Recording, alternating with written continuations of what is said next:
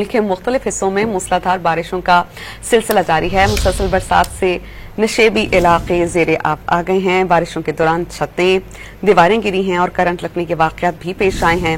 पाकपतन में घर की छत गिरने से बच्चा जाम बहक हुआ है, 3 अफराद जाम बहक हुए। महकमा मौसमियात ने आइंदा 24 घंटों में मुल्क के मुख्तलिफ इलाकों में मज़ीद बारिशों की पेशगोई की है।